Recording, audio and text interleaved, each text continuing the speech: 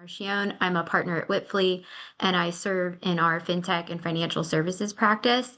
I'd like to kick us off by just giving our panelists a minute to introduce themselves, talk a little bit about their experience. So, Tara, do you mind jumping in and kicking us off? Yeah, thanks. I'm excited to be here and talk about a topic I have a lot of passion around. I'm Tara Brown.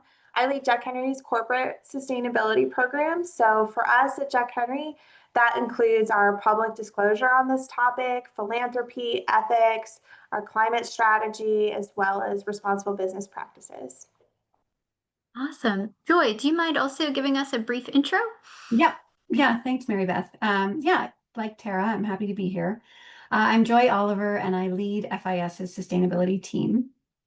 I've been with FIS for about a year and a half, and I previously led the sustainability team at Western Union. I've been in the sustainability space for more than 12 years, and so I've seen lots of evolution and changes to the space in this time. But it's great to be here and share a bit about our sustainability team, our efforts, and the sustainability space more generally. I am based in Denver, although FIS is headquartered in Florida. Wonderful. Thank you both. Thanks for joining us. Really excited to get this kicked off. So let's get into talking about how your organizations are building with purpose.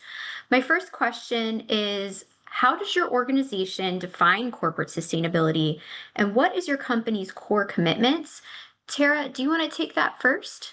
Yeah, sure. So Jack Henry was founded almost 50 years ago, and we were founded with three guiding principles, and they're do the right thing, do whatever it takes, and have fun. And I think that very first part of our corporate philosophy of do the right thing is at the heart of our corporate sustainability approach. For us, corporate sustainability is about supporting the long-term viability of our business. It's about mitigating risk. It's about creating value for our associates, our clients, our shareholders, and the communities that we're a part of. And that's not just for today, but for the long term. And so we have three areas of core commitments tied to corporate sustainability. The first being our commitment to people and communities. So this is all about supporting our associates' well-being, fostering inclusion, and giving back to the communities that we're a part of through volunteering and philanthropy efforts, and also through our products and services and how they help further our purpose of enhancing financial health and wellness. We also have a commitment to responsible business practices. So this is upholding ethical practices, strong governance, cybersecurity. This is really about making sure that we are above board with our operations. And our final area of commitment is our commitment to the planet. So this is about minimizing our environmental impact and also really thinking toward the future of how do we thrive in a lower carbon economy. Awesome. Thank you for sharing that. And Joy, I'd love to hear what FIS's core commitments are and strategy as well. Yeah, absolutely. I think it might be helpful if I share a little bit about our team as well, since it sort of helps with the definition. Our team's mission statement is to drive long-term value for FIS through sustainable and responsible business practices. That's our team's mission statement, but it's really also the way FIS defines sustainability. Like Tara, we have a focus on three key areas. The first is empowering societies to thrive in a digital economy. And that broadly covers our work related to financial inclusion, which includes efforts to expand bank account access and empower small businesses. The second area of focus is managing environmental impact and risk. And that includes environmentally sustainable practices in our operations. We also track and report on our greenhouse gas emissions and other areas of impact. And then on the risk side, in addition to working to understand our own climate risk and mitigation strategies, we have a solution to help our clients understand the financial impacts of climate change. And that's something called the Climate Risk Financial Modeler. And then the third area of focus is supporting our company, our clients, and the global financial system to operate with integrity. And so that really includes an emphasis on ethical conduct, compliance, recognizing that these topics are really critical for our current and our future success. So kind of getting back to this idea of driving long-term value for the company through responsible business practices. And so our team We focus on setting our sustainability strategy. We work with teams across the company to develop and publish our annual sustainability report. We also meet directly with clients and support our client-facing teams when they have sustainability inquiries from clients. And we also manage our governance structure around sustainability. Wonderful. Um, we have a diverse audience that's drawn to these webinars. We have a lot of growing companies, startup companies, as well as financial services folks in the room. We are seeing a lot of economic trends shifting. I'll start with you, Joy. Why is corporate sustainability at its core a smart business decision? Yeah. When we think about why FIS has a sustainability program, what we do for our sustainability program, also our annual sustainability report, it really gets back to stakeholder expectations. And again, this concept of driving long-term value. And so I think breaking it down a little by stakeholder groups, I would say, the first is probably talent, employees, and knowing that a strong sustainability proposition can really help drive employee satisfaction, enhance employee motivation, all of which ultimately help drive business success. Investors as well. For many investors, sustainability is understood as risks and opportunities. And so they're looking for detailed information and data to really support their understanding of this. Clients also have an expectation of this. We hear directly from clients who require that, in some cases, for example, we have to meet sustainability thresholds, minimum thresholds or scores for ESG ratings. We get inquiries during the RFP process. We get inquiries during the contract renewals process. We get requests for our emissions data. And so this really is an expectation that clients have, that we as a supplier will have strong sustainability programs. And then the last one is probably the regulatory piece. This is in flux, and I expect we'll probably talk about that a little bit later. But when it comes to regulations, there are still, this is quickly being translated into regulation that companies have to have a sustainability program and have to proactively or mandatorily disclose sustainability information. Awesome. That's very helpful. Tara, I didn't know if you had anything to add as well. Yeah, I totally agree with what Joy shared there. I do think it's a smart business decision because at its core, sustainability is about creating value and mitigating risk. So of course, we're thinking about reputational and regulatory risk. We're also thinking about ways to enhance operational efficiency and lower costs because these can go hand in hand. They should go hand in hand. There's got to be a real business reason behind incorporating particularly environmental sustainability into your operations. So that's a component of why we think this is a smart decision for us, in addition to our brand reputation, building trust with our associates and prospective associates and current clients and prospective clients. And I think at the end of the day, as climate risks and social risks become more frequent and maybe more severe, having a sound sustainability strategy helps mitigate those risks. It helps us get ready for those risks when they come to fruition. So we're ready to respond. Thank you. So we talked a little bit about stakeholder expectations. How do your companies solicit stakeholder feedback to help guide your corporate sustainability strategies? Tara, do you want to kick us off with that one? This is, I think, a really important topic, and it's the foundation, in my opinion, of any good corporate sustainability strategy and program. This idea of really making sure that the topics you're focused on are the topics that your key stakeholders care about. And there's lots of ways to solicit feedback. At Jack Henry, we have had a really structured process around this because we wanted to make sure that if anybody came back and said, hey, why are you working on XYZ and not, this topic over here? We could say, here's our methodology behind it. And we actually disclose that methodology in our sustainability report that we publish each year. So we went through a process that is called a materiality assessment. And really what that is it's asking our key stakeholders, our associates, our board, shareholders, clients, internal stakeholders that are really close to this work, a variety of different audiences. what is most important to Jack Henry's success today and our success in the long term. And we looked at that from a couple points of view. We looked at importance to our stakeholders, we looked at potential impact, and we looked at the financial risk or opportunity that each of these topics might offer to Jack Henry. So that's a structured process where we did surveys and interviews and had our whole rubric of rating and evaluating these topics. But it doesn't have to be that rigorous. We decided to go down that path because, like I said, we wanted to really make sure it was defensible what we're working on and focused on. But I think boiled down, listening to your stakeholders and working on what is most important from their perspective, which your stakeholders include internal. I think that's just a smart business decision. So that's how we've approached it. Joy, anything to add? Well, Tara and I are very aligned on the emphasis and the importance of a materiality assessment. I think, for anyone who is thinking about how to get started in the sustainability space, I think that's a really important way to start. And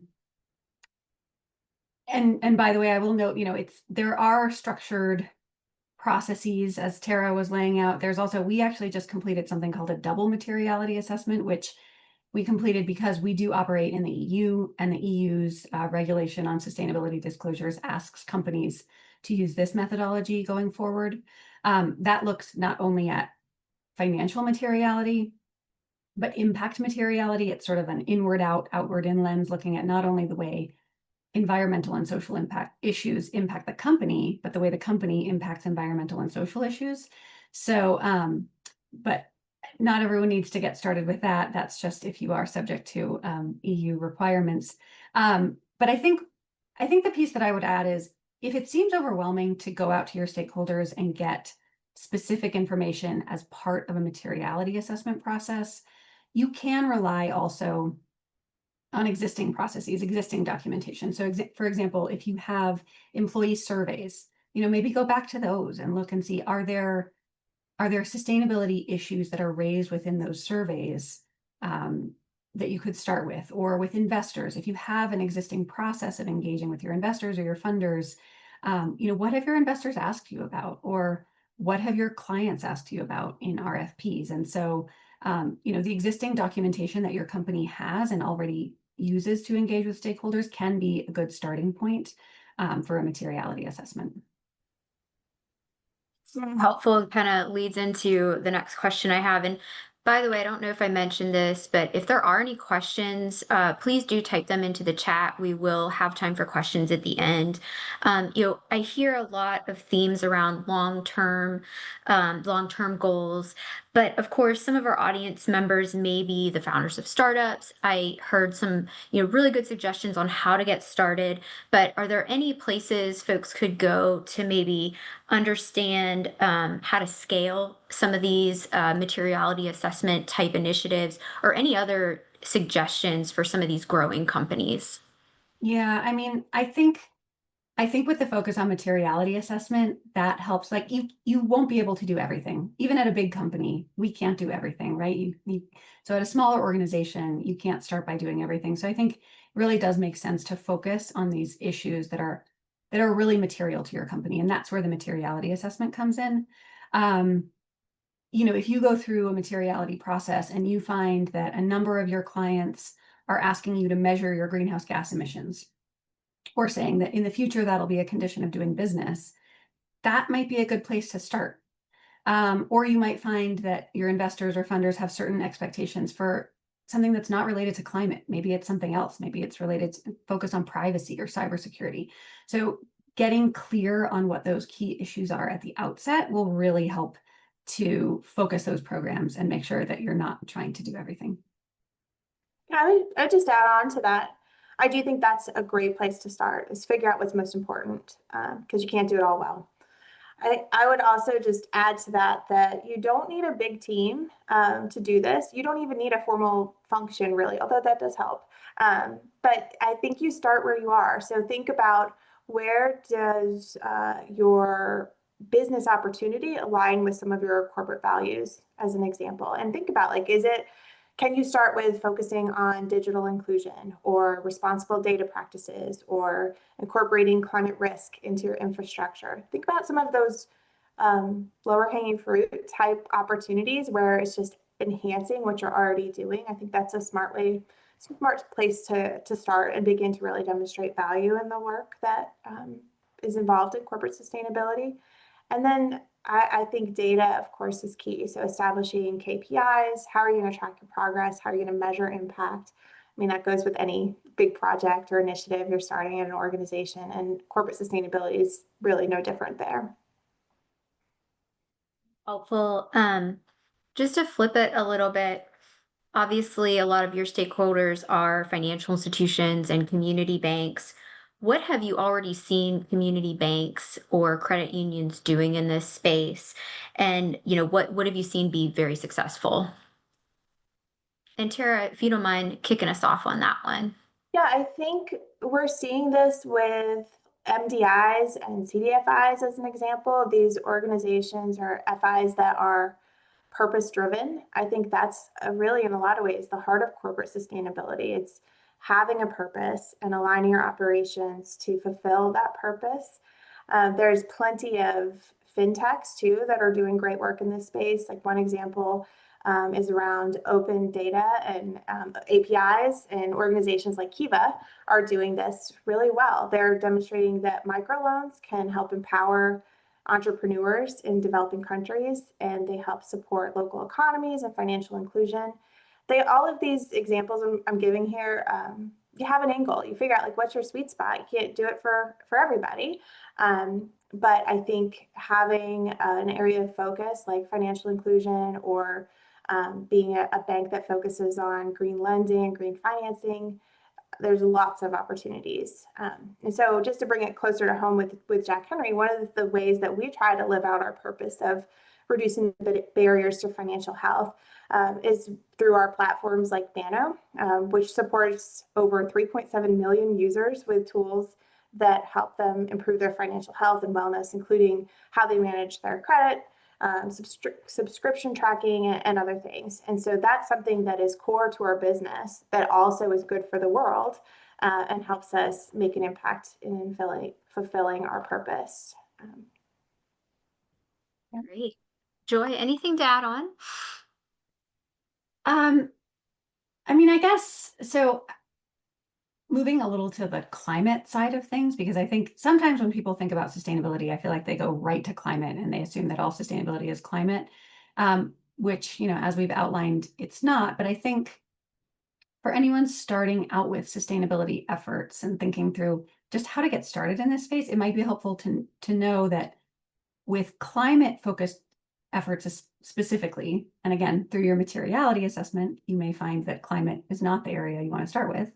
But there tend to be two primary angles that stakeholders are interested in, and that stakeholders are acting on. And so these are how a company impacts climate. And so that's really, it's generally quantified through measuring and managing your greenhouse gas emissions. But then the other side is how climate impacts your company. And that's more this risks and opportunities angle. And so these are areas of focus for some regulators, for example, in California and in Europe, where they're asking companies who meet certain, could be size thresholds, revenue thresholds, to report on these topics. But they're also areas of interest for financial institutions as they manage their own supply chains. So you may find yourself, if you are part of a large financial institution supply chain, getting questions on these topics.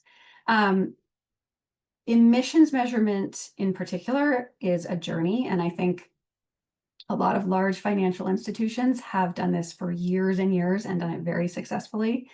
It's something that companies refine over time. They refine their methodology. They might refine their tech tools that they're using to do it, the data availability. And so it's not always easy when you're starting out doing something like this, but it's really can be a cornerstone for potential other initiatives that companies are undertaking down the road. So if you wanted to set climate goals, for example, down the road, measuring your emissions is really that starting point. It's also very concrete. It's not vague. It's very standardized. It has an established methodology. And so is it something that signals leadership? No, but is it something pragmatically that has a very clear output and can really show your stakeholders that you are making progress? I would say yes. And so if, that could be another area. If climate ends up being a material issue for you, starting with this emissions management and measurement could be a good way to start. And that is a great lead in. What compliance issues related to corporate sustainability are most relevant, in your opinions, related to fintech and banking specifically? I think on this issue, well, I can't say that this is related to banking or fintech specifically, but I think it's important to know that in the compliance or regulatory landscape around corporate sustainability reporting, or corporate sustainability generally, there is a lot of fragmentation right now. There is a lot of divergence. A few years back, it seemed that jurisdictions were generally, advancing in lockstep, starting to require mandatory sustainability disclosures, and there is a bit more divergence now. For example, at the US state and federal level, there's divergence because California has requirements and multiple other states are developing them, whereas at the federal level, there is not. And there's also some divergence in what Europe is requiring versus other jurisdictions in the US. So it's not specific to fintech or banking, but I think that this regulatory uncertainty and knowing that for your compliance team or your compliance individual, they're really going to have to keep their eye on this space, and it is uncertain, and will undoubtedly change even by the end of this year or future years. Yeah, I think there's such a long runway to be prepared too so we've referenced this California climate legislation that's out there. Well, part of that requires understanding your exposure to climate related risks. It requires calculating your greenhouse gas emissions and has a number of other requirements. And if you're not really planning with that future in mind, you're going to be caught in a really tough spot because it's not something you can like hurry up and do very quickly. Takes a long time. So in addition to the climate, I think that there's also human capital and human capital disclosures that are becoming more prevalent. There are state-specific requirements that I think as maybe the federal government becomes less focused on regulation, we're going to see states have different requirements. California is one example on the climate side, but we also are seeing pending legislation in New York and Colorado and Michigan and some other states. So really having your arms around not just what's required today, because it is very squishy at present, but where is it going is really crucial. It's that forward-thinking, long-term planning that helps make sure that you're ready in this space. It reminds me a little bit about the privacy laws and how, the EU really pushed and forged ahead. And then now we're seeing, a lot of states following. And even though there's not a federal standard, there's still a need from an individual stakeholder perspective. And we're kind of seeing everyone has to think about it. You can't really avoid it. So it reminds me a little bit of what's happening in that realm also. Great. So my next question here, and I'll start, Tara, with you. Are you seeing a trickle down effect of enforcing compliance from larger companies to smaller companies in the supply chain? And I think we've spent a little bit of time talking about how smaller companies can prepare themselves. But if you have any more, maybe practical examples, that would be also helpful to include. I think the area that I see the most pressure is with greenhouse gas emissions. So for example, with Jack Henry, if we consider ourselves the bigger organization in this example, we've set a scope 3 target. So our scope 3 target is all of our emissions tied indirectly to the way that we do business. And for us, that is through our supply chain. And our target in that area is to have 2/3 of the vendors in which we spend the most money also set climate targets. So we're pushing pressure toward them and partnership and resources, of course, but setting those expectations that we want to do business with with organizations that are aligned with some of the public commitments we've made. And on the flip side, we've had major partners come to us and say, where are your targets before we establish them? Or what are you doing in this space? So I absolutely think that it's beginning to trickle down, especially as some of these big tech companies have more pressure on their greenhouse gas emissions with AI, as an example. I think that that we all have to work together to see a reduction in greenhouse gas emissions, and that definitely runs the full gamut of the supply chain. That is very interesting. It almost seems like it could be a strategy for some partnership opportunities to set themselves apart and maybe work a little faster with companies like Jack Henry. Joy, anything to add from your perspective? Yeah, I mean, first, I absolutely agree with what Tara just said about emissions. I think that's something very real to have on your radar.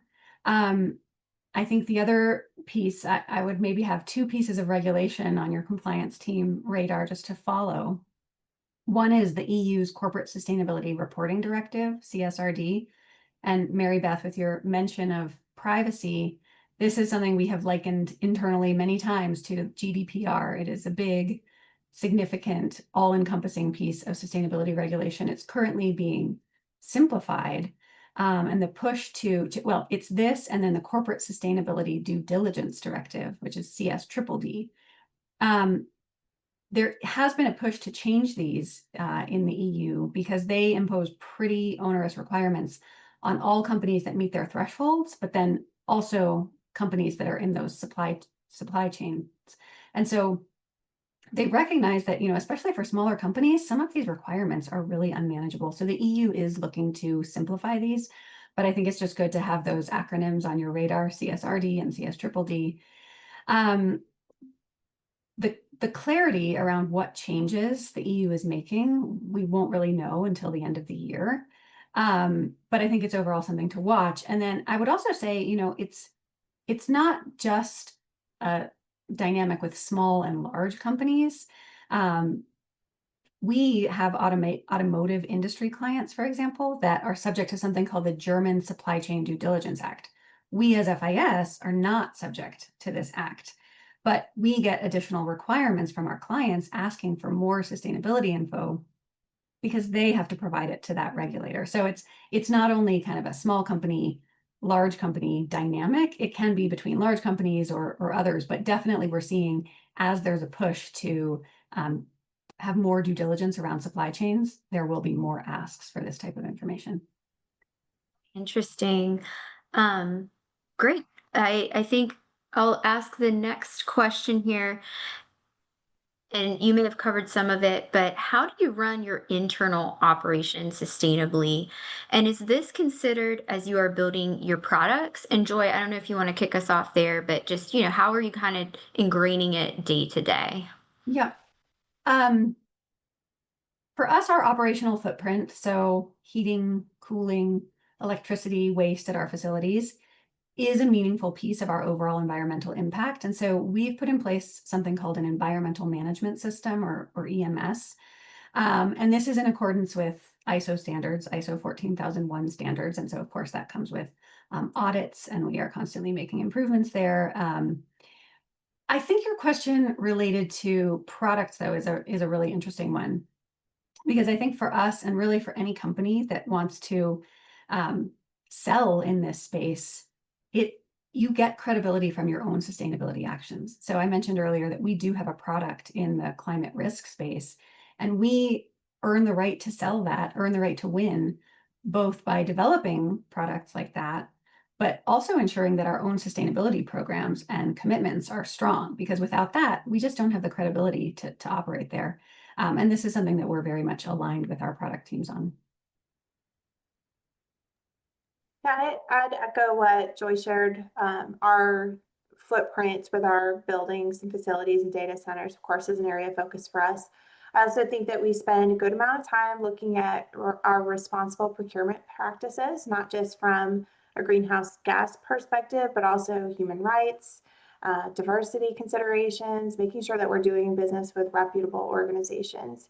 And then I'll just give one example. We've got a big project underway right now around responsible tech retirement. So how can we prevent laptops and monitors and physical collateral that we all use to do business. How can we prevent that from going to landfills, and thinking creatively about repurposing those with our associates, offering a buyback program, something like that, or donating those to the communities that we're a part of. So I share that as one example. I think there's lots of places where if you get the right people thinking about things in just a little bit of a different way, you can do good by the communities that you're part of. You can save money and you can reduce your environmental impact. From the product side of things, we've really focused more on financial inclusion and wellness through our products and services. We talk about that some in our sustainability reports, our commitment to building digital trust and resilience in the way that we build our products and services. I think as we mature as an organization, I'm hopeful that we can begin to focus more on climate-related tools as well, because I think there's a big demand for that, particularly with younger generations. And then I'd love to see us build out more intentional focus on philanthropy in the way that we offer our products and services. I think there's real interest in that. So those are things that I hope are to come in the future. Very exciting. Very, very exciting, and goals that I think all of us can take home and think about. I have one more question, and then we can open it up to questions. And I also have kind of just a resources. Want to make sure we're including some resources for this group. So there's obviously been a big shift in public and government initiatives very recently. There's a lot of different articles, a lot of different perspectives. Do we feel like this is going to go away? Is this a longer term strategy? We talked a lot about, there's a good business case for doing this, but from a public and governmental perspective, can you kind of talk about what the landscape looks like? And is corporate sustainability here to stay? What are your predictions if you had a crystal ball? Yeah. And yeah, Joy, do you want to kick us off? Sure. Um, I think so. To characterize the landscape overall, I think I would focus on kind of two lenses. One is the regulatory lens, which we've talked a little bit about, and one is more at that company level. And so I think on the regulatory side, there's the divergence that I mentioned earlier, right, with the state and federal level in the US, US and Europe. So I think that uncertainty, it characterizes the landscape today, and I think that's unlikely to change in the near term. The second, I think, is more at the company level, might be related to the regulatory developments. But I think overall, we're seeing most companies take more of a pragmatic approach, or maybe more of a risk-aware approach to this. I think, 5 years ago, companies were setting lofty or maybe overly ambitious sustainability goals without a clear plan. How are we really going to reach this? I think the pressure was just to set them and figure that out later. I think that has changed, and I don't think that's a bad thing. I think we're seeing now more targeted efforts, maybe more governance around these, more legal review, knowing that there could be more scrutiny and more of a clear plan. If, realizing if we set this, how are we going to reach it, and how are we going to, make meaningful progress against it? So I think corporate sustainability efforts continue to be critical. I think they will remain. I think particularly in Europe, it still continues to be kind of business as usual around sustainability.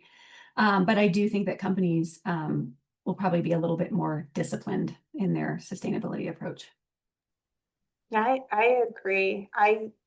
I don't think this is going anywhere. I think this work is getting more challenging in some ways because people have such polarized views on some of these topics. And so more than ever, organizations are trying to thread a very thin needle of making sure you're doing the right things, that it's not for show, that there's real value and measurable impact behind what you do. And I think that this work is more important than ever, not only because the risks are higher behind doing this or not doing this, but also because I think as we have a next generation come into the workforce, come into the financial FIs and have money to spend, we're going to see more demand for wanting to do business with organizations that align with their values. And so I think if you're a company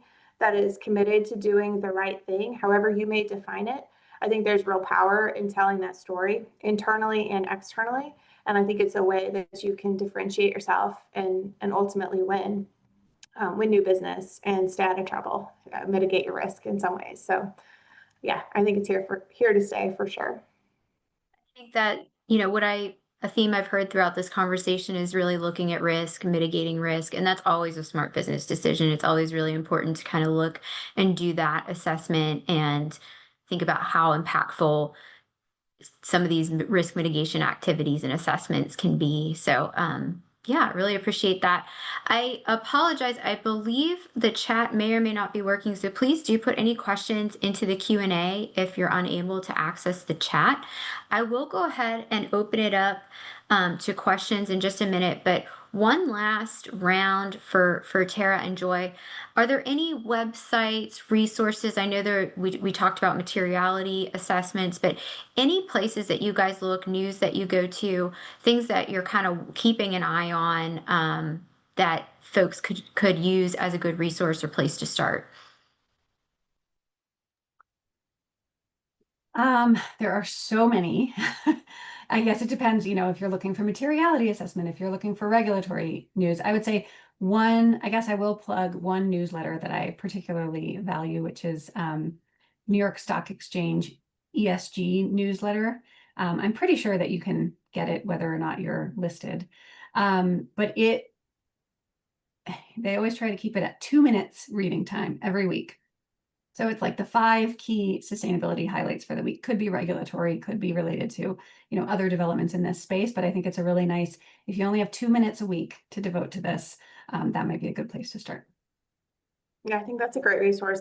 Um, I think I don't know that I have specific avenues I'd call out other than to say I think it's really important to be disciplined about consuming content that's on both sides of these issues because there's no one point of view on climate or on community development or pick your topic. And I think it's really important to both understand what the supporters may say and what the people that are not supportive may say, because that's how you make sure that the way that you're framing these topics is true to who you are as a business and you're not unintentionally communicating something you don't mean to be. So I guess that's my best advice. Seek balanced perspectives and then figure out what's right for your organization. It's applicable in many, many areas. That's really good advice. Well, I think this is a unique topic, something that we're going to hear more and more about. So I appreciate your time, Tara and Joy, taking us on your journey and your passion. I don't see a lot of questions, but I'll give it one more minute. Otherwise, we can end early. Any last thoughts that you'd like to share before we do wrap up? No, I mean it's a huge topic, right? There are so many different aspects of sustainability, but I would say just going back to that idea of like what is most meaningful to your business based on your industry. I assume many and here are in the same industry, but obviously it would look different in another industry. But going back to that, what is relevant? What is material? What are your stakeholders really asking you for? And that I think will guide as what is the most meaningful place to start. Yeah, I think it can be overwhelming to feel like you have to boil the ocean with this work. And my encouragement is just to get started with something because just that first step, I think that's how you show value, is how you, begin to get some traction. And so my encouragement is to be brave and to start baby steps and know that Joy, I'll put you on the spot too, but I'm happy to be a resource to anybody that wants to talk individually. Yeah. Please reach out. I feel like we're in this together and we can work together to make some good happen in the world. Amazing. Well, thank you both so much. Really appreciate it on behalf of NFO. And thank you to everyone that joined us today and look forward to letting you guys know about additional recordings. The recording will be available on demand. And then please do visit the NFO website for any upcoming webinars. We do one once a quarter, so that should be posted very soon. Appreciate everyone's time. Have a great rest of your day. Thanks so much.